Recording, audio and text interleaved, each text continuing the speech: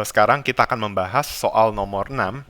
Nah, di sini jawaban yang diberikan adalah tidak ada jawaban yang benar, atau berarti kita harus membuktikan bahwa opsi A, B, C, D itu memang tidak benar. Pertanyaannya akan saya bacakan. Hubungan yang tepat dari efek pajak terhadap konsumsi dan tabungan adalah, nah, di opsi A dikatakan bahwa pajak akan menurunkan konsumsi sebesar kecenderungan mengonsumsi marginal pendapatan nasional atau MPC. Nah, sekarang kita akan buktikan apakah pernyataan ini salah atau benar. Benar nggak sih kalau kalau ada pajak itu konsumsi akan turun sebesar MPC? Nah, pertama-tama kita konstruk dulu, kita punya model dari si GDP. Ya, GDP itu rumusnya adalah C plus I plus G plus NX. Nah, ini kita asumsikan untuk ekspor impornya tidak ada persamaan lain. Pokoknya yang kita konstruk itu adalah model consumption-nya ya. Di mana consumption itu adalah di part sebelumnya udah dibahas ya. C0 konsumsi otonom. Jadi kita tetap akan konsumsi berapapun disposable income kita tetap perlu konsumsi. Nah, tetapi konsumsi kita akan bertambah seiring dengan peningkatan disposable income. Dan pertambahannya itu terkait dengan besarnya MPC, hasrat mengonsumsi, dari disposable income yang kita kenal dengan MPC. Nah, yang mau kita buktikan kan bener nggak sih kalau pajak itu bakal nurunin konsumsi sebesar MPC? Nah, kita mau buktikan. Nah, pertama-tama udah ubah fungsi konsumsinya jadi C0 tambah MPC kali Y kurang T. Karena disposable income, income bersih kita adalah income yang kita punya dikurangi dengan pajak yang dikenakan. Oke. Nah, model ini setelah kita konstruk nantinya jadi seperti ini. Ya. Kan ini Y sama dengan C0 ditambah MPCY dikurang MPCT gitu ya. Ini kan sebenarnya sama aja kayak gini nih. C0 ditambah MPCY dikurang MPCT. Nah, kita mau pindahin ruas Y ke ruas kiri. Jadinya Y dikurang MPCY. Ini sama seperti 1 min MPC kali Y. Sama dengan C0 dikurang MPCT ditambah I tambah G tambah X kurang M. Sehingga dapat kita simpulkan bahwa Y adalah 1 per 1 min MPC dikali persamaan ini. C0 dikurang MPC kali T ditambah I tambah G tambah X kurang M. Nah, sebenarnya kalian udah tahu rumus ini mungkin beberapa ya, tapi saya sengaja bikin dari persamaan awal biar kalian tahu lagi asal usul multiplier dari mana. Nah, seringkali banyak orang salah ada yang namanya multiplier perekonomian. Nah, itu biasanya merujuk pada government multiplier. Jadi bagaimana dampak peningkatan pengeluaran pemerintah terhadap GDP. Nah, tetapi itu akan berbeda rumusnya dengan multiplier pajak. Multiplier pajak tuh mau ngomong bagaimana dampak pajak, perubahan pajak terhadap GDP. Nah, rumusnya itu adalah berarti delta Y per delta T. Nah, jadi persamaan Y ini kita turunkan terhadap T. Hasilnya adalah, ya kita tahu ini kan, min MPCT diturunkan terhadap T, hasilnya min MPC. Nah, ini juga jadi, ini kan sama aja 1 kali 1 min MPC ya. Ini tetap 1 kali 1 min MPC, ini jadi min MPC. Kan rumusnya U kali V adalah U aksen V tambah UV aksen kan ya. Nah, berarti misalnya saat ini diturunin 0, berarti U aksen V-nya 0. Nah, UV aksennya adalah 1 per 1 min MPC dikali turunan ini. Nah, turunan ini hasilnya min MPC. Makanya 1 per 1 min MPC dikali min MPC. Hasilnya adalah min MPC dibagi 1 per min MPC. Ini adalah multiplier pajaknya. Oke. Nah, tetapi multiplier pajak itu tidak menjelaskan dampak perubahan pajak terhadap konsumsi. Ini kan mau ngomong bahwa bagaimana dampak perubahan pajak terhadap GDP, terhadap pendapatan nasional. Mungkin ada yang menganggap, oh yes, anggap aja sama, anggap aja bahwa pajak itu mengubah GDP, tapi ngubahnya konsumsi gitu loh, paham nggak? Jadi seolah-olah investasi, government expenditure sama net export nggak berubah, nggak bisa kayak gitu. Kita nggak bisa asumsikan IGNX-nya nggak berubah. Maka yang paling tepat adalah kalau kita mau tahu dampak perubahan pajak terhadap konsumsi ya sebenarnya ya kita bukan turunkan Y terhadap T, tapi diturunkan C terhadap T. Nah, maka apa yang harus kita lakukan? Nah, kita udah dapat persamaan konsumsi adalah C0 ditambah MPC dikali Y min T. Nah, kita urai rumusnya jadi C sama dengan C0 ditambah MPC kali Y dikurang MPC kali T. Nah, berarti kita turunkan saja C terhadap T. Nah, karena kita tahu konsumsi otonom ini konstanta, maka turunannya pasti sama dengan 0. Sedangkan MPC ini kalau diturunkan terhadap T, itu juga pasti 0. Karena MPC juga nggak ada unsur teksnya. Jadi MPC itu ini kan MPC kali Y dikurang MPC kali T ya. Nah, sebelumnya MPC kali Y ini kalau kita turunkan terhadap T, itu pasti ada hasilnya. Hasilnya ini, nanti saya akan jelaskan, tapi sebelumnya saya mau jelaskan yang ini nih. Yang persamaan min MPC kali T, ini kan berarti min MPC kali T diturunkan terhadap T ya. Nah, berarti T-nya hilang, hasilnya min MPC. Nah, makanya delta C per delta T adalah min MPC ditambah ini. Delta MPC kali Y per delta T. Kenapa? Karena logikanya gini, ini tuh mau kita turunkan nih. MPC kali Y, ini mau kita turunkan terhadap T. Nah, masalahnya Y itu mengandung unsur T. Nah, tetapi MPC nggak ada unsur T. Berarti pakai rumus apa? U kali V. Hasilnya U aksen V ditambah UV aksen. Nah, U aksen V-nya 0 karena turunan MPC terhadap T udah pasti 0. Nah, UV aksennya adalah MPC dikali turunan Y terhadap T. Ya, seperti itu. Jadi MPC, min MPC ditambah turunan MPC kali Y terhadap T. Atau sama dengan MPC dikali delta Y per delta T. Nah, berarti hasilnya jadi min MPC ditambah MPC dikali delta Y per delta T-nya adalah min MPC per 1 min MPC. Nah, ini kalau kita urai jadinya min MPC dikurang MPC kuadrat. Nah, kenapa MPC kuadrat? Pertama minnya pindah ke sini, terus MPC kali MPC itu jadi MPC kuadrat. Nah, sedangkan 1 min MPC itu adalah MPS. Nah, intinya adalah delta C per delta T itu adalah rumus delta C per delta T adalah min MPC dikurang MPC kuadrat dibagi MPS. Nah, tetapi MPC kuadrat dibagi MPS ini sudah dipastikan nilainya di atas 0. Kenapa? Karena nilai MPC dan MPS itu pasti di atas 0.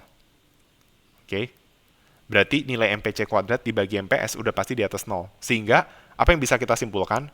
Maka delta C dibagi delta T itu udah pasti di bawah min MPC. Logikanya adalah misalnya MPC itu 0,3. Berarti min 0,3 dikurang sesuatu yang di atas 0. Pasti nilainya lebih kecil dari min 0,3 gitu. Misalnya MPC-nya 0,3, berarti kan ininya sama dengan MPC kuadratnya berarti 0,09. MPS-nya itu 0,7. Nah, berarti min 0,3 dikurang 0,09 bagi 0,7. Ini aku nggak tahu, pokoknya hasilnya min 0,3 sekian. Pokoknya di bawah min 0,3. Misalnya min 0,35 gitu ya. Nah, yang jelas delta C per delta T sudah pasti lebih kecil dari min MPC gitu. Maka, padahal pernyataannya dibilang bahwa pajak akan menurunkan konsumsi sebesar MPC. Atau sebenarnya dari kalimat ini, dia menyimpulkan bahwa delta C per delta T adalah min MPC. Gitu. Kenyataannya nggak lebih kecil dari min MPC atau penurunannya lebih besar dari MPC, sehingga bisa kita simpulkan bahwa pajak akan menurunkan konsumsi lebih besar dari kecenderungan mengonsumsi marginal pendapatan nasional. Itulah sebabnya kenapa kita harus menolak opsi A. Oke. Nah, sekarang opsi B, tabungan akan berkurang sejumlah kecenderungan mengonsumsi marginal pendapatannya, berarti MPC juga. Nah, sekarang kita konstruk model tabungannya. Ya, tabungan itu S0 tambah MPS dikali YD. Ya, ini ya S0 tambah MPS kali YD, di mana YD itu adalah Y dikurang T. Nah, sama ya. S0, kita turunkan S terhadap T, S0 itu pasti 0 nilainya. Nah, MPS kali Y kurang T ini kan sama aja kayak MPS kali Y dikurang MPS kali T. Nah, min MPS kali T diturunin terhadap T hasilnya min MPS. Nah, sedangkan MPS Y-nya berarti delta MPS Y dibagi delta T. Nah, nanti hasil turunannya adalah ini. Kan MPS diturunin, ini pakai rumus yang U aksen V, UV aksen ini, nanti hasilnya adalah MPS dikali delta Y per delta T. Kayak tadi ya.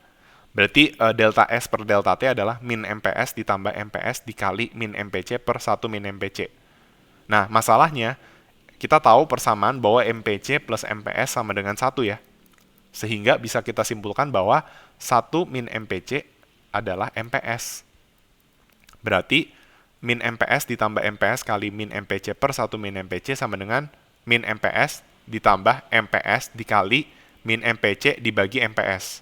Sehingga delta S per delta T adalah min MPS dikurang min MPC. Karena ini kan bisa kita coret. gitu ya. Jadi min MPS kurang min MPC. Nah, sedangkan di soal dibilang bahwa tabungan itu bakal berkurang sejumlah ketika ada pajak ya, tabungan itu bakal berkurang sebesar MPC. Padahal kenyataannya berkurangnya lebih gede dari MPC karena ada faktor MPS ya. Misalnya MPC-nya 0,3, turunnya tuh nggak cuma min 0,3 tapi jadi min 1 karena ada min MPS-nya. Jadi min 0,7 dikurang 0,3 gitu. Atau bisa dibilang min MPS min MPC ini sama aja min 1 sih. Penurunannya pasti sebesar min 1. Turunnya 1 atau perubahannya min 1 karena min MPS min MPC kan sama aja kayak min MPS plus MPC. Ya. Di mana MPC plus MPS pasti sama dengan 1. Berarti bisa kita bilang delta S per delta T pasti sama dengan 1. Nah, berarti itulah sebabnya kenapa opsi B juga salah. Oke. Nah, sekarang kita masuk ke opsi C. Opsi C mengatakan bahwa pajak proporsional akan menurunkan jumlah konsumsi lebih besar daripada pajak tetap. Nah, lagi-lagi memang ada perbedaan ketika diterapkan pajak proporsional. Pajak proporsional itu pajak berdasarkan persentase ya. Jadi misalnya dia dikenakan pajak untuk barang tertentu pajaknya 10% atau itu pajak proporsional. Tapi kalau pajak tetap misalnya setiap barang dikenakan pajak $1 per unit misalnya kan. Nah, itu perbedaannya teman-teman. Nah, tetapi tidak bisa kita tarik kesimpulan bahwa pajak proporsional itu bakal menurunkan jumlah konsumsi lebih besar daripada pajak tetap. Kenapa? Karena kita nggak tahu pajak proporsional yang kita maksud itu berapa persen penurunannya, gitu. Sedangkan pajak tetapnya pun juga berapa unit dolar gitu. Kalau satuan uang dolar berapa dolar per unit gitu. Jadi kita nggak bisa nggak ada ukurannya sehingga kita nggak bisa bilang bahwa penurunan jumlah konsumsi pasti lebih besar kalau pajak proporsional daripada pajak tetap. Jadi udah pasti opsi C itu salah. Nah, sekarang kita oke, kalau A, B, C salah. Nah, sekarang D bener nggak? Kalau D bener, dipilih kan si D-nya. Tapi kalau D-nya salah, kita pilih E. Nah, di D dikatakan, dengan pajak tetap, penurunan tabungan belum akan terlihat pada saat pendapatan nol. Nah, dari tadi kita analisisnya pajak tetap ya. Nah, kita buktikan bener nggak ya? Kalau pajaknya tetap, penurunan tabungan itu nggak akan terlihat saat pendapatan nol. Atau bisa kita bilang, pada saat nggak ada pendapatan, bener nggak sih delta S per delta T itu sama dengan 0. Nggak ada efek tuh. Nah, berarti kita bikin delta, tadi kita udah dapat rumusnya ya, delta S per delta T adalah ini, min MPS ditambah ini nih, min MPS kurang MPC. Ya. Tapi sebelumnya supaya kita bisa lihat efek kalau income 0, berarti kita harus bikin rumusnya pakai rumus awal ya, yang min MPS ditambah delta MPS kali Y dibagi delta T. Nah, kita asumsikan Y-nya 0, berarti sama aja kayak delta MPS kali 0 delta T. Atau sama aja kayak delta 0 per delta T. Ya pasti nilainya 0 ini. Ya. Berarti saat Y sama dengan 0, maka dampak perubahan pajak tetap terhadap saving itu sebesar min MPS.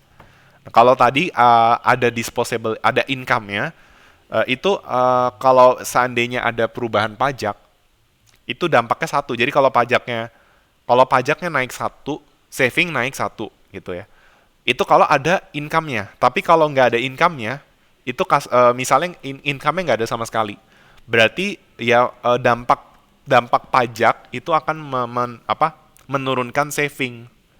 Ya, dan saving itu akan turun sebesar ini min MPS min MPC min 1 ya, sorry.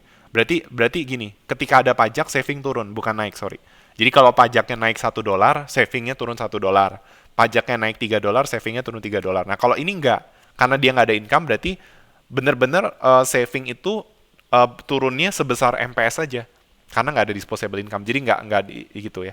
Kalau MPS-nya 0,3, berarti saat pajak naik 1, savingnya turun 0,3, kayak gitu. Itu opsi D. Maka bisa kita kesimpulkan dari opsi D adalah, dengan demikian, penurunan tabungan terlihat jelas sekalipun pendapatan sama dengan 0. Jadi bukan berarti karena pendapatan 0, tidak ada perubahan saving tidak jelas gitu. Terbukti jelas perubahannya sebesar min MPS. Karena opsi A, B, C, dan D terbukti salah, maka bisa kita simpulkan bahwa terbukti bahwa tidak ada jawaban yang benar, sehingga kita dapat memilih opsi E, yaitu tidak ada jawaban yang benar. Oke, sekian dari penjelasan saya. Terima kasih atas perhatiannya.